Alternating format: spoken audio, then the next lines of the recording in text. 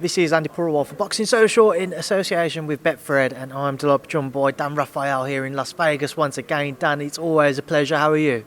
I'm doing great. I'm having a great fight weekend. Not only am I psyched for this fight, thrilled to be back at Mandalay Bay where I haven't been for a few years. One of my favorite hotels and boxing arenas that I've ever been to, and it's just a joy to be back here. Obviously, we're back here because of a huge welterweight title fight between Terence Crawford and Shawn Porter come Saturday night. What are your thoughts as we edge ever closer? Great matchup, obviously. I mean, as long as Errol Spence is sidelined for the time being, in my mind, it's probably the best fight that they can make in this weight class. It's exciting. I mean, it's the promotion of the fight. There hasn't really been any heat between Crawford and Porter. They're gentlemen and they're friends outside the ring, and that's nobody's trying to cover that up. These guys are good buddies, but that does not mean they're not going to fight their rear ends off and try to take each other's heads off in the ring. So even though the press conference, the talk, on the different conference calls and interviews and that sort of stuff, they haven't at all dogged each other. There's been no threats of I'm going to, do this or pushing and shoving or anything like that. Nothing but respect from these guys. So from the promotion point, it's made it maybe a little less crackling, a little less exciting, but I have no doubt the fight's going to be a good fight. And that's the main thing. As I said to somebody, I said, I'd rather see a great fight see a great fight in the ring than see a great press conference.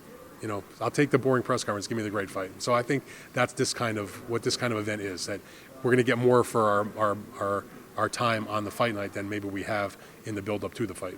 Just on the build-up, Timothy Bradley yesterday said this is not how you sell a pay-per-view, alluding to the fact that he has been very respectful. There hasn't been a back and forth between the pair of them.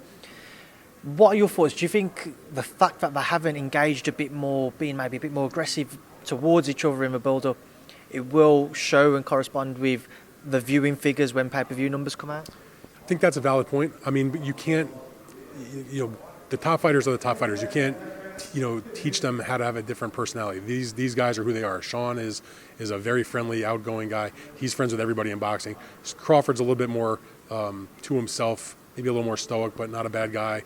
But neither one of them has that massive trash talk personality. Particularly if, I can see them doing it if the other guy started with them. But they're not going to do that with each other. That's just not who they are. There's nothing wrong with that. I mean, yes, you like to see some kind of heat. It's, we saw craziness with lots of different fights. We saw, with Caleb Plant and Canelo, blood coming out of the cut from Caleb's eye when they got into it at the opening press conference. We've seen it, with the chaos between Deontay Wilder and Tyson Fury. Not every fight is the same, but your question was, is it going to impact the pay-per-view? I don't know if it's for that reason that it impacts the pay-per-view. Maybe a little bit. They have been all plastered all over ESPN the last week plus. So obviously that carries a lot of attention in this country. If you're a sports fan, you can't avoid ESPN. It's become this fight. It's just part of their regular sports conversation. So I was in my room this morning working on a story, and I had the TV on. I was watching my good pal Max Kellerman's morning or afternoon show, or morning in the West Coast, and they were talking about this fight. But in the same context, they were talking about the upcoming Cowboys-Chiefs game. They were talking about LeBron James, and they were talking about the fight. So it became ingrained in just the general sports conversation in this country because of that. The problem is where it may have an impact is that while UFC has found a very successful way to do their pay-per-views with ESPN Plus, where you have to subscribe to ESPN Plus, and then on top of that you buy the pay-per-view, their fans have become used to that over the last couple of years since that has been in existence. This is going to be the first time that's being done in a boxing pay-per-view. So there's a lot of boxing fans who don't watch UFC who are either confused by that process, who are disinterested in that process, who refuse to partake in that process, who say, I'll be damned if I'm going to buy a subscription to the service and then have to on top of that pay another $70. Forget about it. I'll either just watch Twitter, or I'll watch the highlights, or I'll pirate it, whatever the case may be. So I do think that that's going to have somewhat of an impact on their final number. But again, I don't think they need to do a dramatic number of pay-per-views to at least break even. I think my understanding, and from people I have talked to, if they do around 300,000, they're probably around the break-even point. Remember, this whole event for Top Rank, probably the main event is about a $10 million fight. The rest of the expenses associated with the event, the promotion, the undercard, all that stuff that they have to deal with, maybe another $2 million, $2.5 million. You're talking about, 12, 13, 14 million as your total expense. If they did 300,000, remember, if you're doing traditional pay-per-view, you have to split the money with the cable operators and the satellite services. Now, for a long time, that was almost like a 60-40 kind of split, maybe even 55-45, very, very heavy duty. You had to pay those outlets. That's reduced in recent years. So even at 70-30 or whatever it would be, you're still giving away quite a bit of the money. In the case of ESPN Plus, that's your broadcast partner. You guys keep everything and whack it up how you whack it up. So you don't need to do as many buys necessarily. So, this is one small step. I think this is the first of they're trying this out to see how it works. They have a great fight to sell for it, and we'll see if the fans respond. With the fight itself, again, a lot of people, we see Terence Crawford as the favourite heading into it, and people are more inclined to think he's going to win on points, potentially a tight decision. What are your thoughts? Do you think it will be a tight decision victory for Terence? This is if you even think he's going to win, or do you think he might produce a more emphatic performance, maybe even stop him late? Because I've seen a couple of people suggest that as a possibility. I could definitely see a late stoppage. I mean, look, everybody has respect for Shawn Porter's abilities, his skills, his willingness to take not only this fight, but just look at the ledger that he's had. He's fought everybody. Even in his losses, 3 losses against Brooke, Keith Thurman, and to Errol Spence. Call close fights, majority decision to Brooke, although I think most people acknowledge that Brooke really was the winner of that fight. But certainly the Thurman fight could have gone either way. Errol Spence, split decision. I thought Errol did enough to win that fight. He did get the knockdown late that helped seal the deal, but it was a very close fight and honestly a fight of the year caliber kind of fight. So, he's always been competitive against the best guys, and he's beaten some quality guys. He's beaten Ugas. He defeated earlier in time when we beat, like when Devin Alexander was still a top guy, beat Paulie Malignaggi. He beat Danny Garcia. Close loss to Thurman. So he's fought everybody. Everybody respects him, but he's been knocked down. I think Crawford's probably the faster fighter, probably the more diverse fighter, and he can do a little more, in my opinion. I think a better puncher, frankly, and we'll see. I think that he can get him out of there late. I really do. Moving away from this fight, just get your thoughts on a few other things in the boxing world. Was you surprised to see Canelo-Makabu approved by the WBC a couple of days ago, Dan? I wasn't surprised that they approved it. I was surprised that the Canelo team asked for it. That was a shock because, you're at the press conference after Canelo fights Caleb Plant. He's talking about, I'm not going to fight till May. I need a little bit of a break. Fought 4 times in 11 months. I actually was the one that asked him at the press conference, okay, if that's the case, at what point will you sit with your team to really get down and dirty about who you're going to fight? He talked about January. I'm going to go on vacation. I'm taking my wife to Paris. I want to enjoy the holidays, hang out with my kids, whatever. Talk to me in January. We'll sit down and we'll figure it out.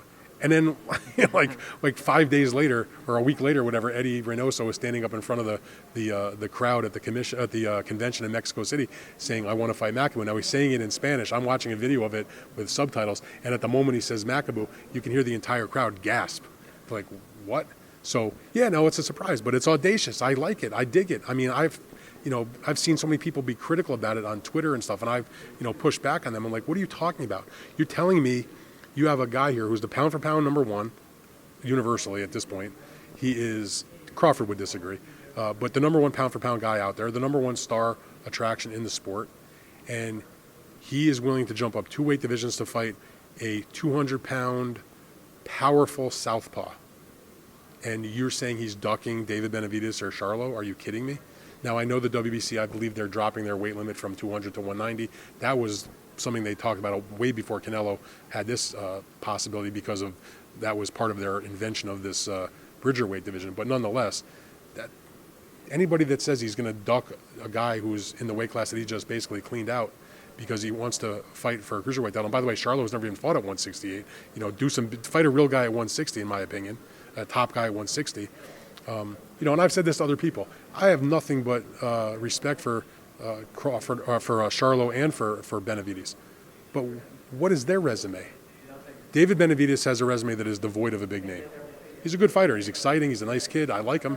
He's had the title twice, lost it on his own because of his the drug use and because of not making weight. But whatever. He's an excellent fighter. Young guy, 24, plenty of years in front of him. But his resume is nothing at this point, in my opinion. Charlo had a terrific resume when he was the junior middleweight champion. Fought a lot of good guys. At middleweight, it's extremely pedestrian. His big win is over a little bit of a faded Derenchenko. No knock on the victory in that fight, but what have you done to deserve to fight the money man? Get a big win, and then you can say that he's not avoiding you. And David Benavidez, had he not gotten stripped, Canelo probably would have fought him to try to become undisputed. So, if you're going to go to fight cruiserweight, don't tell me you're ducking these other guys in the smaller weight class. I mean, and by the way, it's not like he's going to retire after Makabu. He's not going to stay cruiserweight for his career. He'll be back to fight these guys. In the meantime, I'd like to see them earn it by fighting each other. That's something I was going to ask you. I mean, I don't imagine Canelo staying at cruiserweight beyond the Makabu because there's some big guys there would certainly love to face him.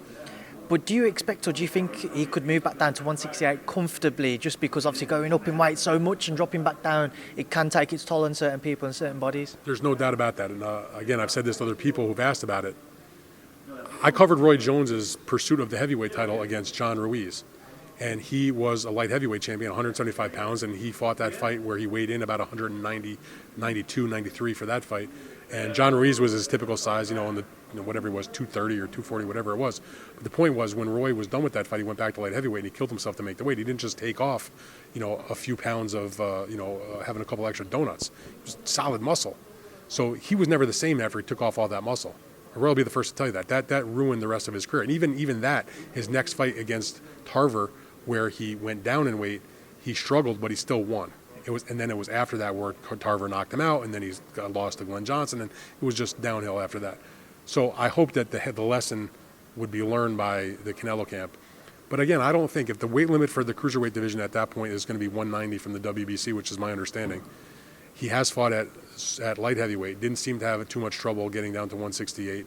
Hasn't seemed to have any trouble making 168 in the recent fights that he's had, since even the Rocky Fielding fight, certainly the Callum Smith fight, and the other fights he had in the last year or so with Yildirim and Billy Joe, and of course the Caleb Plant fight, that he's not going to go all the way up to 190. He would probably comfortably fight Makabu, who would probably come in at 190. I could see him fighting him at like 180. Look, and I also will go back and think about Manny Pacquiao. When Manny Pacquiao fought Antonio Margarito for the junior middleweight title, the catch weight was 150 for that fight. That was because, Pacquiao was so much smaller. Margarito made 150 exactly, is my recollection. But Manny Pacquiao fought for the junior middleweight title weighing in at 144 pounds, and he beat the living shit out of Margarito. So the weight wasn't the issue. He didn't have to be all the way up. I suspect, and it's not like Eddie Reynoso called me up and told me this, but I would suspect if that fight actually happens, when you see them step on the scale, Makabu would be at 190, unless Canelo extracted even a few more pounds as a catch weight, which is not impossible. And I'm sure Makabu would cut off an arm to get that payday. But let's say that they allow him to be the full weight of the cruiserweight limit, which for the WBC would be 190. I do believe that Canelo would not even close to that weight. He would probably be, high 170s, maybe 180-ish. And at that point, he's still young enough and fresh enough where coming back down to 168 wouldn't necessarily be completely out of the question. And by the way, he could still, as probably has always been the plan, to go back to 175 where he won a title and fight in the 175-pound division where there's going to be ample competition and guys who are going to want to fight him also. Just moving away from Canelo-Makabu and to stick with the WBC convention, one other thing which Eddie Hearn was probably surprised by, he was expecting to see the WBC order Fury Whyte. Dillian's got his own arbitration case going on with the WBC. Dan, I just wanted to get your take on that entire situation again, and the word arbitration being involved with Tyson Fury's name, even though he actually isn't involved in that case. It's very odd to me. Again, I don't know every detail of this. But my understanding is that Dillian Whyte has a case against the WBC in arbitration with the World Sport, I forget what they're called. But the point is, it was over the WBC making him the mandatory. Well, they already said he was the mandatory, or that the interim champion was the mandatory, of which he is the interim champion, which is the ruling that they made and put out, in the few days prior to Fury Wilder 3. So if they've already said that, why can't you have your lawyers or whoever talk to the WBC, draw up a document that says, okay, we're dropping this arbitration case. WBC says, okay, we're making you the mandatory, and that's that.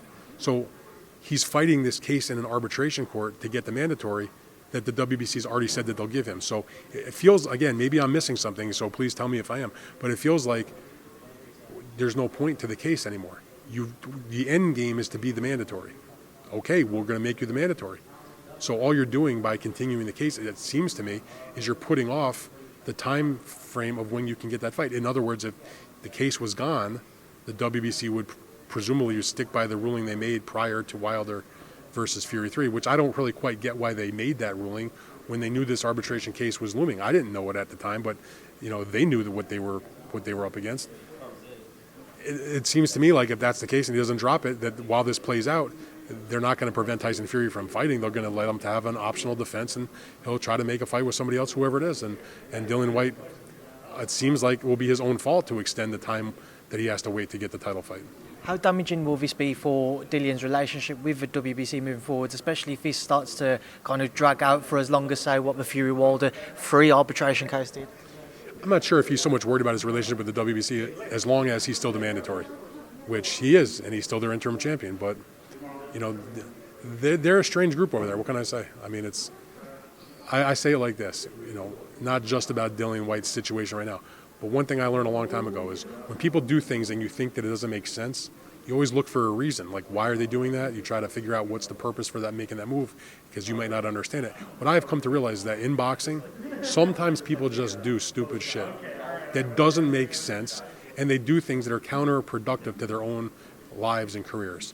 So it feels to me a little bit like what the Dillian Whyte team is doing is counterproductive to their own cause, which is, my understanding, to become the mandatory. Well, they said you are the mandatory, so let's get rid of the case. Maybe they have a reason for dragging out. I'd like to hear what that is, but that's just what it seems like to me. Final thing, Dan, we saw the reports earlier and Bob Arum's confirmed it. Joe Smith Jr., Callum Johnson, January 15th rather. Just get your take on what should be an absolute slugfest. Very fun fight, probably a better, more exciting fight than it would have been if he was fighting Salamov, who you got to feel bad for because, you know, can't even remember how many times once he had COVID and then the fight with Joe was postponed because of COVID, and now he's not getting the fight at all because of the visa thing. So he's sort of snake bit. Like I talked to Joe DeGuardi, which is Joe's promoter, also with Top Rank, and was talking about that Umar Salamov is just snake bit. Okay, but if the replacement fight is Callum Johnson, that's an exciting fight. They're going to come swinging. Anybody that knows Joe Smith knows he comes out trying to do damage and make it a fun fight. And certainly if you've ever watched Callum Johnson, particularly in his light heavyweight title shot that he had prior to this one against Beterbiev a couple years ago, that was a shootout war for 4 rounds. They were both on the floor. I mean, it's going to be a fun, exciting fight. It's like Joe DeGuardi said to me, 2 bangers, 2 punchers, a shootout. You know, may the best man win. And the other thing is, you know, they were talking about making Beterbiev against Joe Smith. For whatever reasons, the two sides went in different directions, and Joe was going to do the Salamov mandatory, and Beterbiev has the mandatory against Marcus Brown. But what this will do is allow people that are interested still to see that fight, which I still think Top Rank and DeGuardi would like to do at some point. It allows you to at least compare Joe and Beterbiev to each other a little bit, because Callum Johnson will become a common opponent. If Joe Smith struggles and Beterbiev got him out of there in 4, but then again Callum had him on the deck, it just makes for one subplot to that fight. But I expect, without question, mayhem. All right, Dan, we will leave that there now because I'm sure you've got other things to do and other work to take care of, but it's a pleasure as always to catch up with you. I'm sure I'll speak to you again soon. Enjoy Saturday night, and thank you for speaking to Boxing Social. Always a pleasure. I appreciate it. Thank you.